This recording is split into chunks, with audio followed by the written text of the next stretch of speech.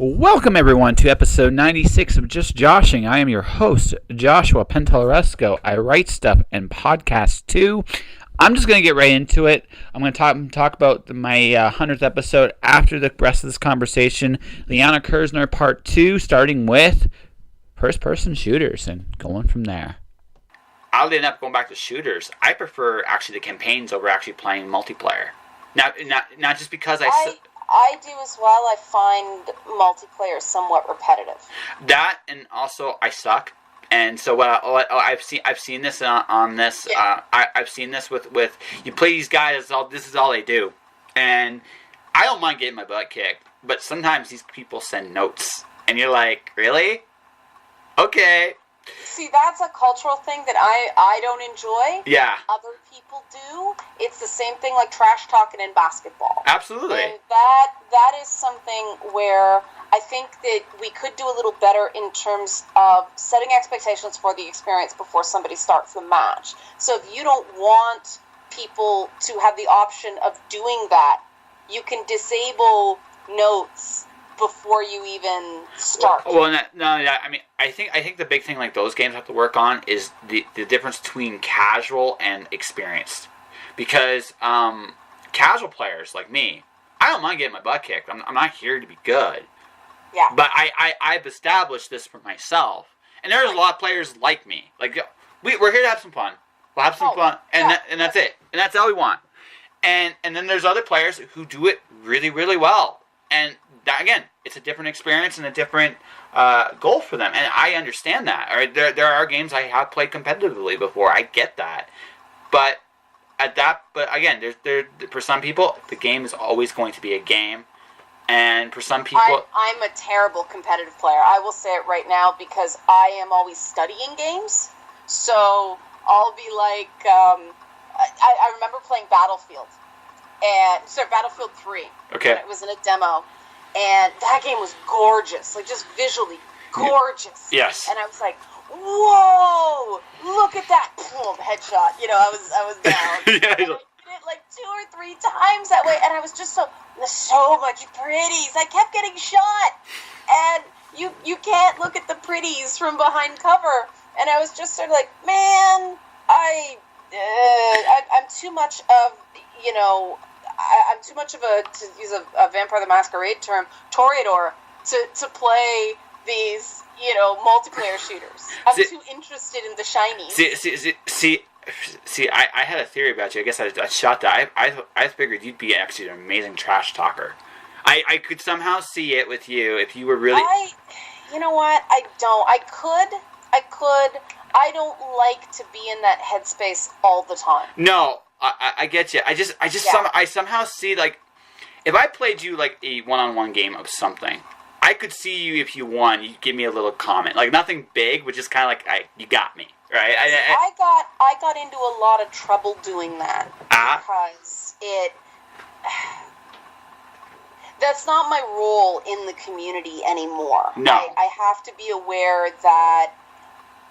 There's a lot of people who are really stinging from things right now, and I can't allow myself to just unload on someone. Because, I mean, based on my Ed the Sock work, yeah, I'm pretty good at the comeback. Yeah. I got that with you. I don't want to say something to somebody unless I can look them in the eye and see something in their face and know if they're able to handle it, and know if I've gone too far. If I don't have that feedback, I don't feel comfortable, you know, doing my best Don Rickles impression. No, you really can't read when you cross that line. It's a completely different motivation than most people. No, that's the downside of being in an online game is you can't really tell if you hurt somebody. Whereas... Well, and one of the things I got into a lot of trouble for was one of the things I said in my last series, A Gamer's Guide to Feminism, was if we want to be more welcoming, we have to, you know, stop the extreme trash talk, you know, and I was pretty clear that if you're just with your buddies and everybody's on board, you want to roast each other, go for it. But everybody's got to sign up for that. Don't just trash talk random strangers in a you know, totally vicious way, because you don't know. And people got really mad saying I was trying to thought police and free speech, and that's not right, and trash talk's part of the culture. It's like, I know that. That's why I said extreme trash talk. And I wasn't issuing a moral paradigm on it. It's just I realized a while back that aspects of the gaming are incredibly merit-based. Yes. And that means that they aren't terribly welcoming. It isn't a doors open policy. It's get good, right? Absolutely. You can't say get good and say, oh, we welcome all, because welcoming all means you let somebody win a few times, and that's not the experience, right? I think there should be games for people who want that good job kind of thing. Games like, communities like Call of Duty, League of Legends aren't for that. Mm-hmm. And I think that's important to recognize. But people got really mad. And I actually did a couple videos with Doom. I love that game. Yeah. Oh my god, that is the closest thing to a perfect modern I think you can get. But it's single player, the way I play, and so I just let it rip on that thing, and everything was fuck, die in the face, you fucking fuck. Like, it was some pretty creative swearing. And so people got the sense of that little bit more of me, that little bit of authentic, that look, I'm not a nun, guys. I choose to take the high road. Yeah. Most of the time. And I think that is as legitimate a conscious choice for a gamer, because I don't need the same things from gaming that other people do. I have a YouTube channel with 17,000 subscribers, which is kind of small big, but I still talk to 1,000 people every weekday. Yep. That's more agency than most people have. So if I go in there and trash talk somebody, that comes across very, very differently than some, guy who's working the night shift at Walmart. And so that's something that needs to be more understood too. People come into games from different places, that whole check your privilege idea you hear of. That's what I'm aware of. I'm aware that do see me as something of an authority. Yep. So I won't do that. I'm an advocate for games. I'm an ambassador for games. And, when you're an ambassador, you can't just start swearing at somebody. You give certain things up when you assume certain roles. Absolutely. Anybody who's played an RPG knows that, right? Yeah. It's an interesting element that, because I deal with, it's also because I deal with just so much negative garbage for a living. I just want games that are wall-to-wall freaking, like Horizon Zero Dawn. You're shooting robot dinosaurs in the face with fire. That's my happy place, but it's one of those things that everybody engages with games differently, and there are no right or wrong answers, and hence the take on the Lady Bits series of, I'm just going to present a bunch of points of view. I'm not going to say which one I think is right. In most cases, I actually see the point of view of both, and I think that the answer is somewhere in between, or a combination of factors. The thing is that because there is no right way to game, there shouldn't be a right way to access or talk about games. And I don't know about you, I love different points of view. I love seeing what 4 different people think about something. Absolutely. Actually, it's better because I think what ultimately comes, before I get that, I think what it comes down to is, I'm not going to say there should be a policing, but just some common sense and broad human decency when you look into trash talking or anything like that. If you don't know the person really well, I mean that's like to BDSM. The sub's always in charge. Like, just make sure everybody's down with the beating. Yeah, exactly. No, that's pretty much. But again, just a common sense thing, right? Like, or if if you're in a casual environment, keep it casual. If you get your butt kicked, you get your butt kicked. Who cares? If you're in a more the get good areas, well, you know what you're getting into. Have fun. So. The thing is, I found that outside of competitive play, really good players tend to be quite benevolent about things. They'll kick your butt, right? But after that, it'll be good try. Or this is how I got you. Try that next time. Absolutely. You know, and I think that's a really cool element when you get those good players who they become like Superman in multiplayer, right? Like, okay, they got to fight the bad guys, but there's no hate there. I think that's really awesome, and I think that shows kind of a maturity. Because, I mean, you got to remember, the average gamer, every year it fluctuates between like 30, it was up to 38 one year. It you know, that is the age of the average gamer. Yeah. And so, because a lot of us are people that started playing and just kept going. So it's important to remember, this is not, there are more adult female players than teenage boys. And so we have to get out of this idea that gaming is a teenage hobby. That's in the West. In Japan, it's very different. In Japan, they don't see manga and anime and gaming and all that stuff as shameful pursuits. It's things that, you know, adults do on their commute on the way to work. Absolutely. And so it's a little different that way. In the West, there's this idea that you have to sort of lose your identity because you grow up. And I think that's really unhelpful. Adult play is incredibly important. You know, it's a non-chemical way to manage stress. Actually, see, I joke about this on my Facebook, but I'm actually really serious. You know the biggest thing I missed as a kid? Seriously? Recess. I miss recess. Because recess... I think recess is a great idea. No, recess is fantastic. But the thing is, adults don't do it. Kids do. Yeah, and you know what? Yeah. It actually does work, especially for creatives. Yeah, absolutely. If you're sitting there and you're staring at your keyboard or you're staring at your tablet and you haven't written or drawn anything, get up and do something else. Practically every comic book artist I know plays video games to relax their brain. Yeah. And that means some days they'll draw for 3 hours and play video games for 12 hours. But they need that. The brain cannot go forever. And this is why I think games are a great teaching tool as well. People tend to learn better when their brain's relaxed. Well, it's better than television, because television, your brain goes to sleep. Whereas with video games, your brain is still moving. It's just not moving at the same speed. Like when I'm writing, right? I find that there are times I'm just like, you know what? I'm not feeling it, but I still want to do something. Like I need to do something, right? Right. So I'll go play. Right now, the game I'm playing right now is Tales of Zestria. I've been going slow because I have How do you like it? I like Xelia better. Okay. I like Xelia better because Xelia. Although to be fair, the main character in Xelia is busted as hell. They get his mechanic is ridiculous. But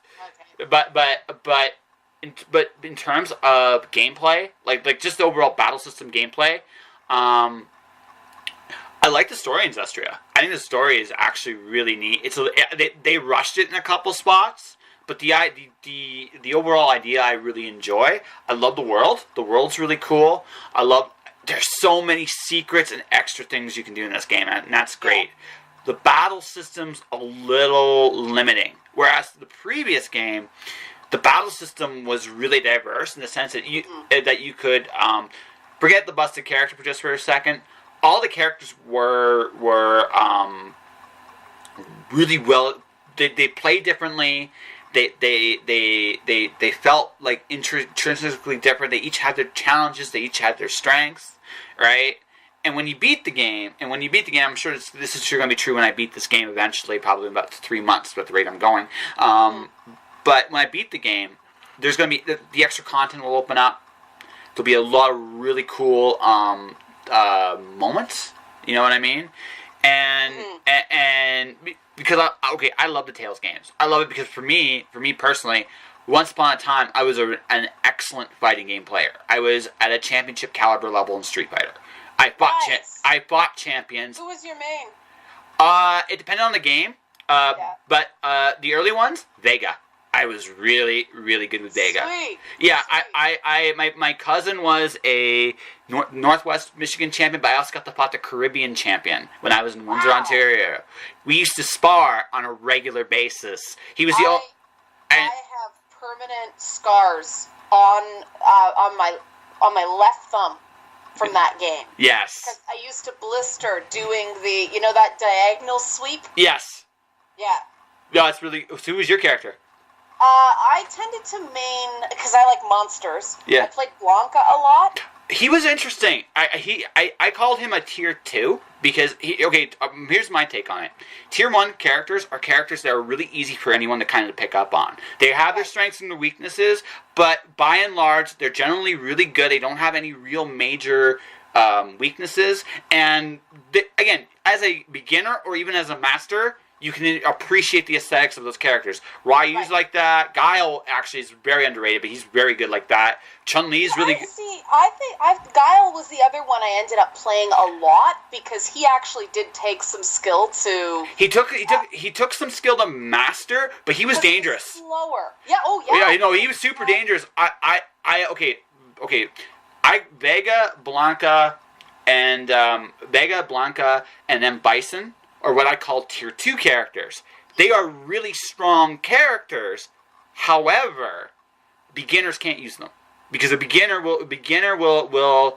Okay, electric shock aside, Blanca's range, his strengths, his speed is not something that is a natural pickup for a beginner. Now, a more advanced player, right, will get him. And if you take the time to really work on that character, they can beat anybody. Because Blanca, you gotta get in close because otherwise people can see your moves coming. Yeah, exactly. Exactly. I considered M. Bison was the same way. You had to balance his range. That was the key with M. Bison. You had to balance his range. In Vega, you always had to start with a crouch because he's so tall. That also you wanted to be able to do all his attacks on a moment's notice, right? Yes. Now when I was really good at the game, I rarely left the ground with Vega. I rarely did. I didn't need to actually fight you in the air. Now, who do you consider the tier 1, the noob characters? The noob Chun-Li, obviously. Okay. Ryu, Ken. Yeah. They play very differently. Okay. I was afraid to bring that up because that's fighting words for some people. No, but I agree. No, the Ryu and Ken, they're tier 1. Chun-Li's tier 1. Sagat is tier 1. Especially as they developed the games, as the games kept evolving, Sagat's range is insane. He is ridiculously good. Zangief has become tier 1, right? Because Zangief, I was gonna say in Street Fighter 2, that's. That game he's terrible. He's a terrible character, but now. Well, you have to pick your moments, block a lot, and do those heavy damage. But now, partially because of how fighting has evolved, how we understand fighting has evolved. Everybody knows wrestlers are really dangerous. Now, the thing about Zangief is, you have to be... if you are fighting against him now, he has good fireball defenses. He has very decent range. He's not the best, he's not the worst, but he's got a really good mid-range. He can reach almost anybody, right? Right. And again, he's got one of the best fireball defenses of all the fighters now. So you can't keep him away as easily anymore, either. So... And his short stuff, his quicker stuff, is powerful, and he can take a beating, right? And they never got rid of that with him. So now he's dangerous. He's ridiculously dangerous now. Yeah. But that's now. I'm not good at it anymore. But I've watched it. Because you do lose it if you don't keep up your muscle memory. But not only the basics, you never forget the basics because the basics never change. Right. But block, the instinct to but the thing is now at this point I will school any beginner at these games, any beginner, but I play someone that's been playing the game for a lot more practice. I'm going to lose because even though my ideas, some of them still work. By the way, in the more modern games, the character I really enjoy using is Cammy. Yeah, I love Cammy. She's explosive. So funny. No, she got to be there. Yeah. When comic book artist Frank Cho. Yeah.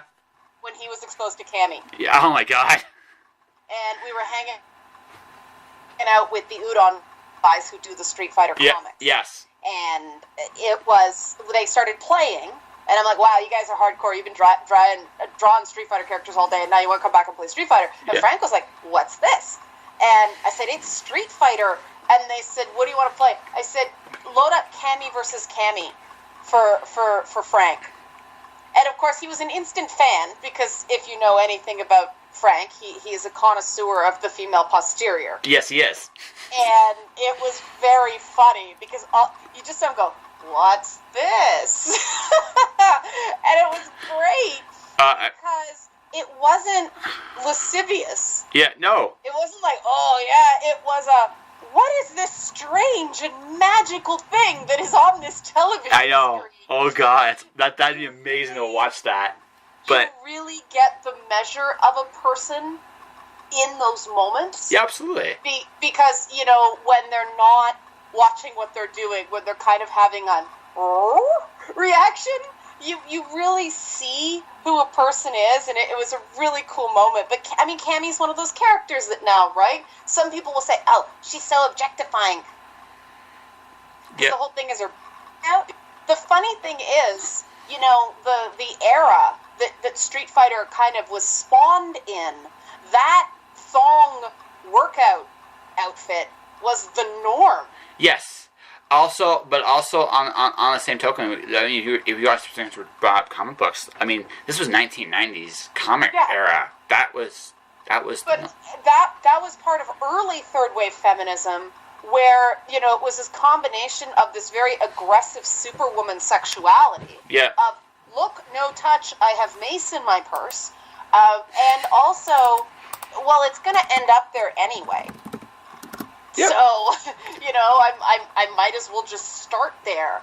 And, I mean, they ran, remember the 20-minute workout? Yes. They ran on TV. They were all wearing those butt-floss bodysuits. I mean... Or less, yes. Well, a lot of guys use that as a 20-minute one-handed workout. I'm pretty sure that was more than the exercise. But that was normal... It was not considered obscene. Some older people were like, "Oh my," but it wasn't seen as this thing that was against women the way it is now. And it's so strange to see that backslide. Because, I mean, I think Cammie's awesome. I really like her design. That, sort of quasi... She's got the military, but then she's also extremely feminine. Yeah. And I like also in Street Fighter that a lot of the women's attacks are leg-based. Yes. Okay, for me, Cammie, I mastered her in Alpha 3.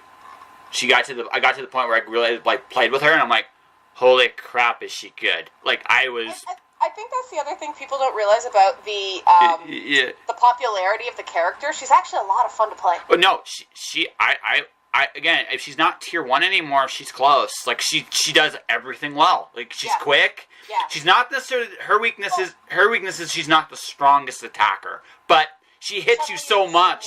Yeah, but she hits you so much, it's like, I don't know whether I'm coming or going. All I know is I'm on the ground and I got hit. So...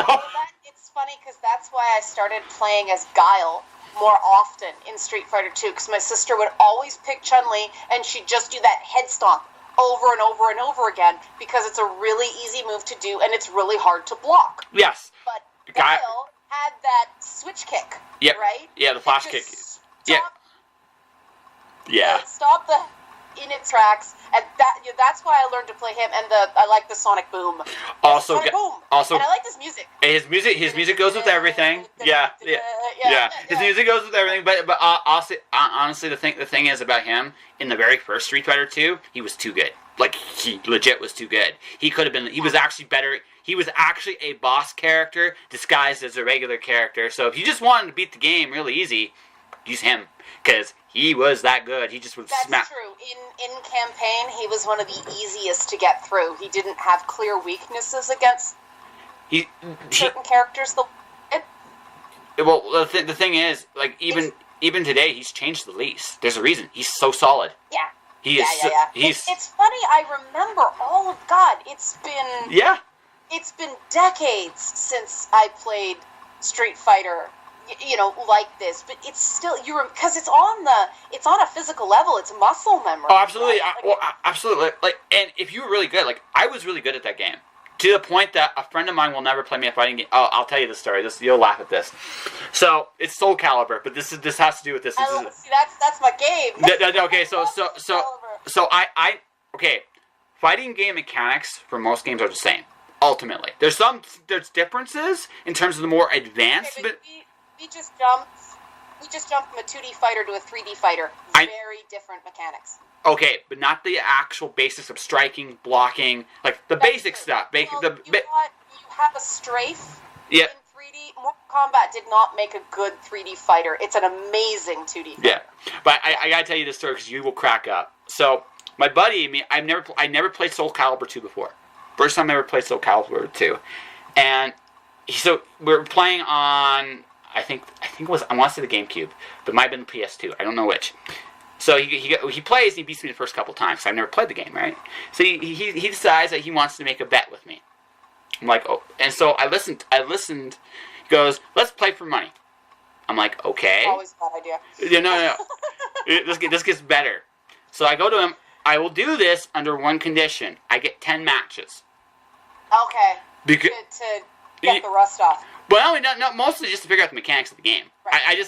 I've never played it, so I'm just like, okay, does this work? Does this work? Does this work? Does this work? What did you start as? I just picked people randomly. Killick was the one I really enjoyed. I really loved Killick. He was so easy to grasp. It's like, and you're quick and you're deadly, and I just floored him. Okay, this is fun. I started with Soul Calibur. Talim and Raphael. Raphael's ridiculously. He's a bit tricky, but he's got so many nice deceptive strikes and talents. Yes. Just not. And I like the feeling of, I feel like I'm doing something as opposed to, I hate the characters where you have to block forever and then strike. Yeah. I just get bored and I fuck up. Ivy's so unfair in that game too. Just so, it's so hard to actually fight her. Her range is. She is one of those characters. People don't realize she's a tank. Yes. People think, oh, she's a woman, and they expect a certain thing. This is what I love about this character. You should know the minute you look at her.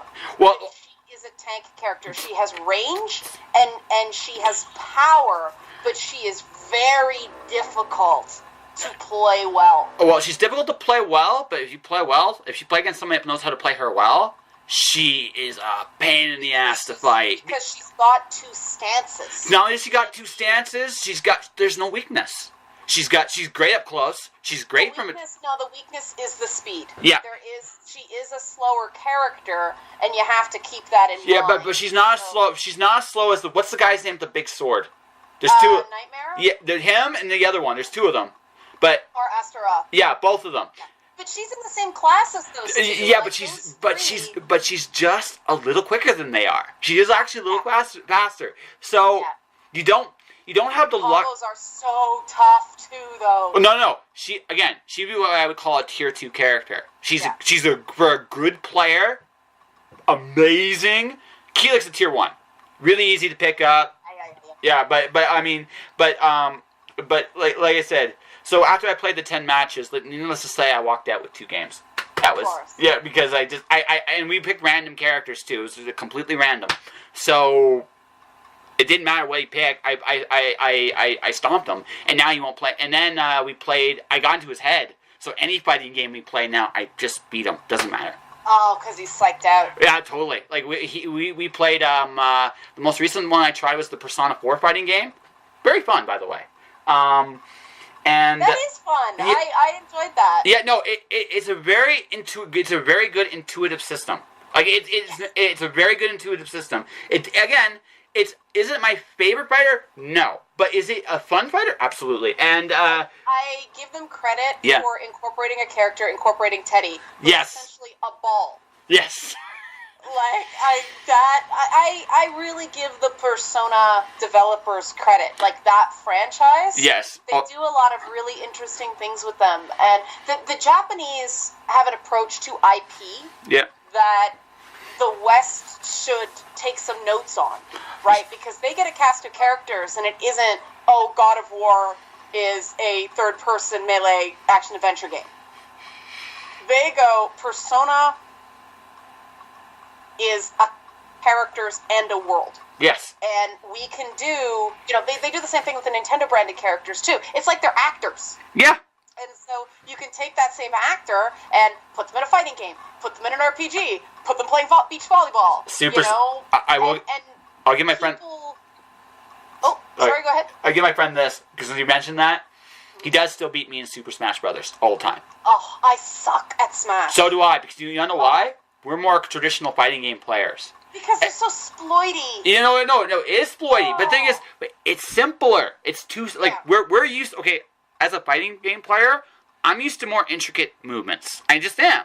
It's just how I was taught how to do a fighting game. So when you play Smash Brothers, it's designed for the casual fighter, which is amazing. Well, no, I love that game exists.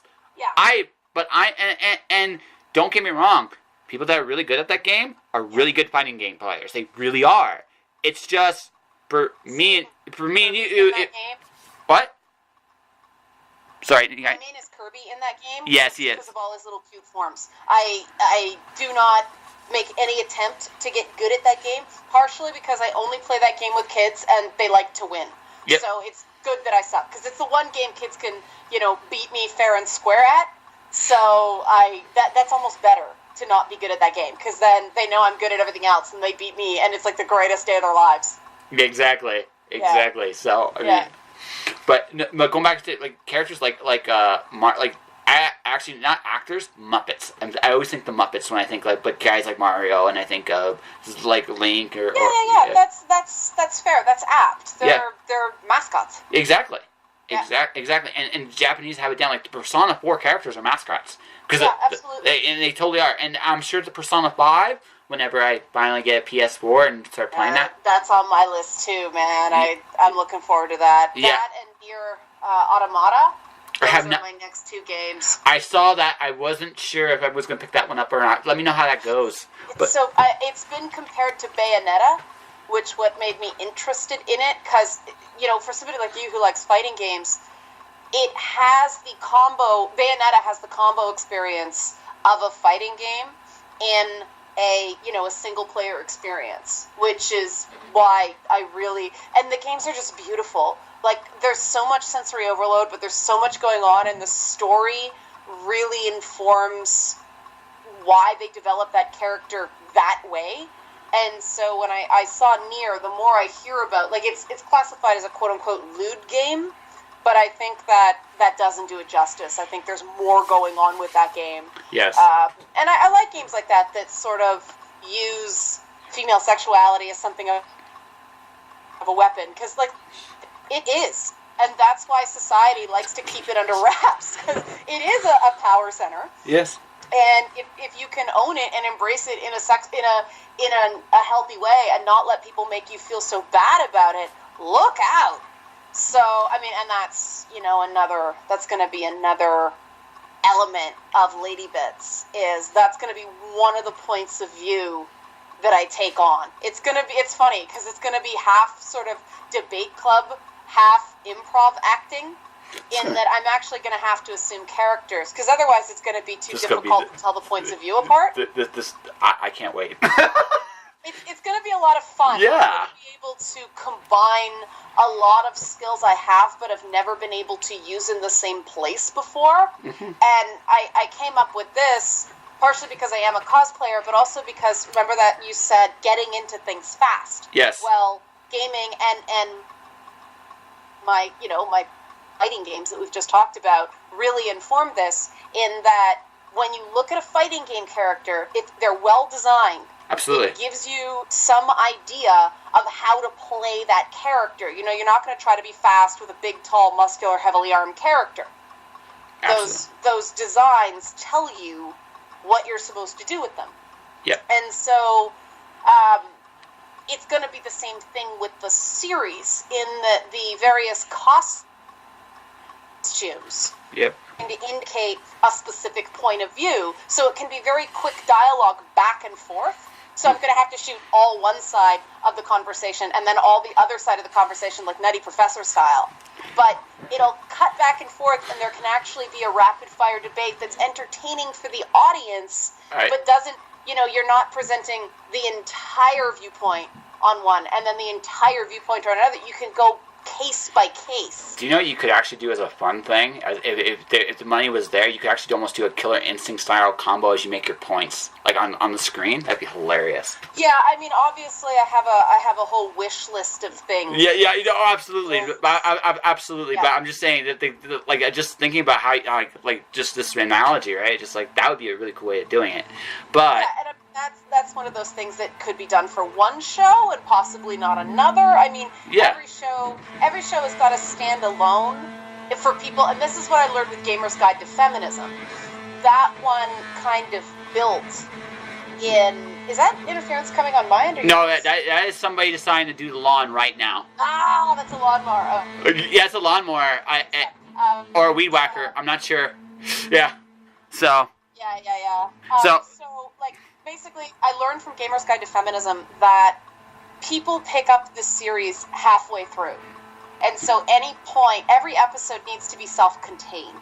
Yes. And that's part of the reason they can't build on each other. I mean, Gamer's Guide to Feminism was something like 4 hours and something of content spread out over 14 episodes. And does that sound right? That sounds about right, yeah. Each one was 20 to 30 minutes long. A couple of them were longer. Yeah. But, I built with the history and everything like that, and I learned that, some people came in on, like, the male gaze episode, the male gaze versus gender performance episode. That was the one that really caught. Yep. And, of course, they hadn't seen the other stuff. And so, lesson learned, make each thing a self-contained thing. So I'm going to really make sure to define terms off the top. To if something's in an episode, explain it for people who have never seen it before. I personally hate too much exposition, so I'm going to have to break my rule in that regard. But still, gotta get in fast. Yes. And definitely some of essentially, a UI, a user interface, is one way of doing that. And this is what's so fun about this show is I can use my comedy, I can use sort of my wardrobe skills, I can use sort of my makeup skills, and the crowdfunding campaign is trying to give people a sense of that tone. Yeah. That it is going to be fun and it is going to be funny and it's going to be, not taking the whole thing so super seriously. Watch a crazy redheaded lady argue with herself for half an hour every 2 to 3 weeks, right? That'd be great. I actually get, okay, so on a personal note, this almost feels like in your case, this is also going to give you an opportunity to use a lot of skills you haven't necessarily used in a long time. Is that right? Probably, despite myself, I get a little nervous when I have to use a skill I'm rusty on, because, like, it's the fighting game thing. You were this at one point, and I've actually learned over the years to do things as leisure activities to keep your skills current. For me, it was when I was doing Ed and Red's Night Party, I lost the ability to read convincingly from a script. I lost the ability to do any sort of scripted anything. It was all very off-the-cuff stream of consciousness, and I actually found that my brain got so pulled in that direction that when I had to sit down and script something or read like a voiceover or something like that, it had atrophied. Mm-hmm. And so I recognize I have to keep that current. So I'm going to find out the hard way some things that I'm rusty on and didn't realize how rusty I was. But trial by fire. Good. Yeah, and I've given myself a really good, 4 months to do 6 to 13 episodes. That's an eternity where I come from. So I'm writing it and producing it and hosting it and editing it and doing all that myself. But a lot of people have really come forward authoring with graphics, and they've got older game systems, so they're offering gameplay, things like that, and everybody's going to be fully credited. It's definitely gonna become much more of a community effort than I'd hoped at the outset. And one of the things about that is you'll notice on the page that there's actually a tier where I'm going to hire a production assistant on a part-time basis, because if it does get to that level, I am going to need someone coordinating, all the people that are in making this thing as awesome as it can be. You do need that coordination. So it's really going to be the biggest challenge, I think, and I get into this a lot with the stuff I do. It's going to be too much content and figuring out what to winnow out. And that's why I focused it around a specific question. And, I'm saying to people, hey, if it becomes a really big topic, we can always revisit it in future seasons. Like, this is not just because these are the 6 to 13 or whatever. I've got 21 plotted, but hey, the sky's the limit. Just because these are the ones I have now doesn't mean we can't be back here 6 months to funding season 2 and following up on some of that stuff, because the whole goal is to start a conversation, not just be right or have the final word. It's so open-ended that way, and it's going to be a learning experience for a lot of people, because people are going to have to get used to that reality of, like, look, guys, I'm just starting a discussion here. You're not going to be hearing me call things problematic. You're not going to hear me talk about toxic masculinity. It's not that very artificial academic approach where you have to come out of the gate like Mjolnir, and it's then you're supposed to prove your incredibly contentious statement. It's not like that. It's giving other people like a cake mix so they can make their own cake. Exactly. As opposed to going to the store and buying a cake, because everybody knows that when you make a cake yourself, it tastes better, even if you're garbage at baking. You invested in it, and therefore you get a greater sense of pleasure in eating it.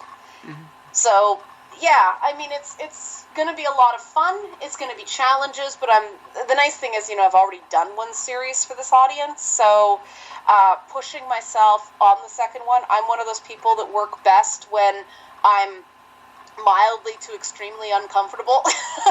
So I have to be a little bit out of my comfort zone to really be effective. And I think that's every artist, though. Yeah, I joke about this. I never let stop not knowing what I'm doing stop me.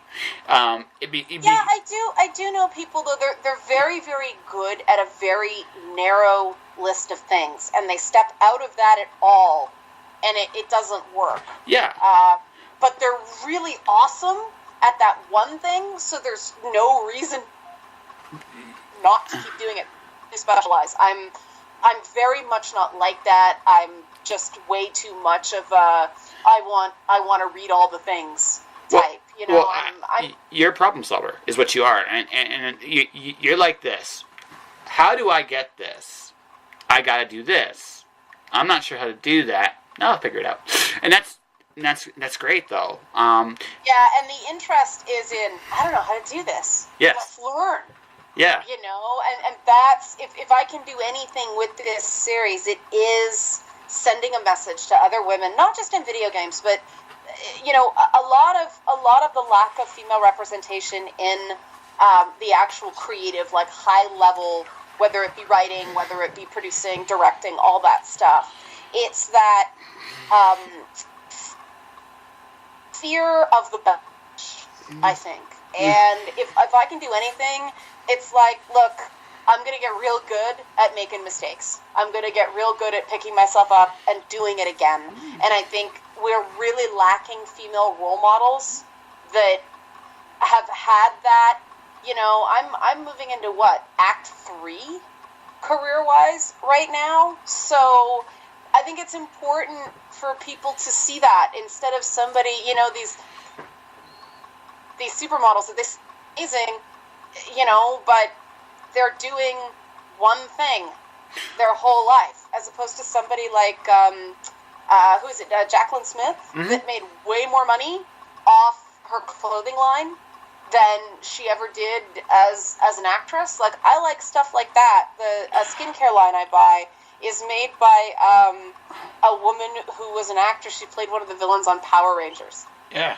Awesome. And, I mean, they take their money and they do other things. Kevin Costner's made way more money with his ecological equipment Yeah. The machines he's made that filter oil out of seawater, like he's made a ton of money on that because he took his money, he made acting, and put it into something more predictable. Well, it isn't even. I think it's just also the nature of the world we live in today. Look, I mean, again, my career arc has been. I just wanted to write stories. I never planned on doing a podcast. Yeah. I never planned on.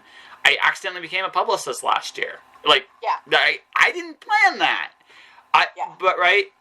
But what I think the thing about today more than anything else is if you have a willingness to learn and you have a willingness to just do things, like whatever it is you decide to do, you're going to be given, by the nature of the world today, because of how fractured all the infrastructures are today, you have to learn as a person to solve problems, whatever they are, and or also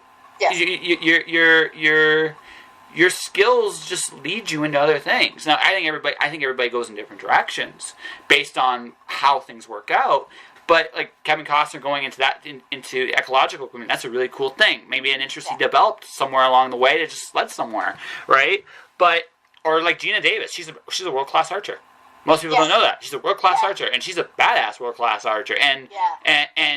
But again, everybody, and a really great advocate for women in the media. Yeah, exactly. And the thing is, right? You're no different in the sense that you're a television personality. That's a really accomplished writer. That's a really now that is doing something more because it's where your skill sets have led you. And well, the other thing is, if this works, if this project works, and we can actually get people talking in a positive and constructive instead of destructive way, then we have a template. And then what we can start doing is training other content producers about successfully create projects for gamers that are going to allow us to address these issues together without everything turning into a raging garbage fire. And oh wow, if we can do that, we can be entertainment industry leaders in not just inclusivity, not just, gender, race, or all this stuff, just in general, just incorporating new ideas. And that means more innovation, and, that means a lot of dominance in terms of people, I call it happy money. The money that people spend on entertainment. Yes. That's just gold right there. And that's what makes me very excited about this. I'd love, after a few seasons of this, to just start finding other people who have something to say and help them say it. Yeah. Start producing content, start taking more of sort of a background role. But one of the things that's going to be required for that is I got to get them ready for the haters, for the nonsense on social media, for all that stuff. And just kind of get them in a place where it's dirt off the shoulder.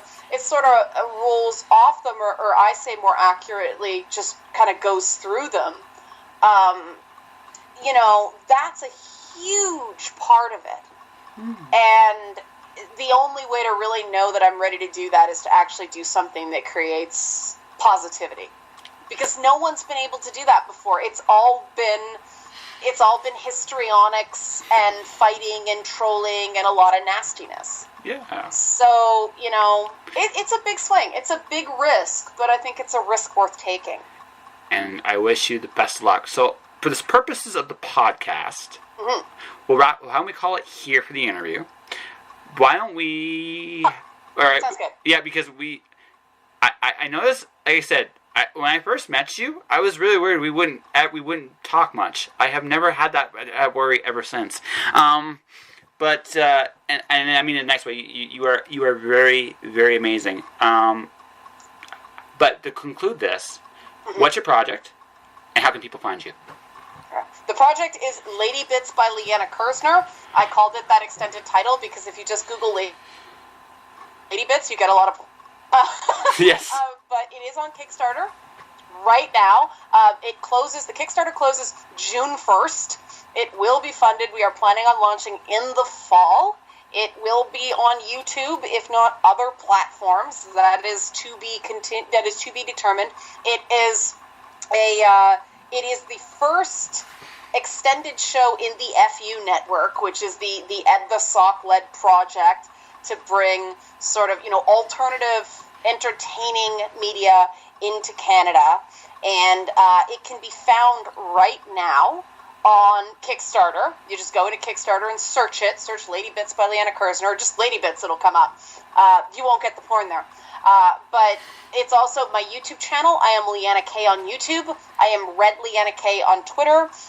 I have a website, lianakerzner.com, but it's very infrequently updated just because I'm so busy now.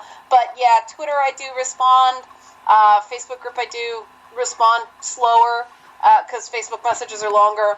And then, of course, there's YouTube, where it's 5 days a week, and then you get to see my cats and all that good stuff as well. And if you watch the Lady Bit set, you'll see some of my my cats as well. It's the cats are part of what I do. Love it or leave it. It's not going away. That's right.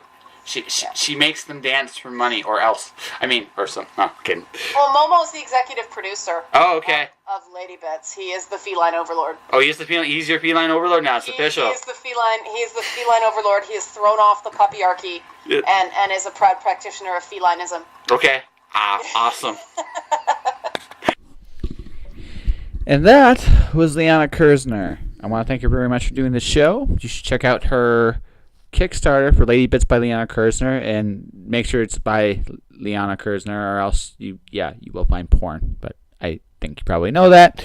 Beyond all that, it's really cool to see video games being taken as an art form more seriously, and it'll be interesting to see how women's roles in video games have evolved over time. Actually, it's going to be a fun series, I think, and the idea that seeing a redhead dressed up in costumes fighting with herself is going to be good.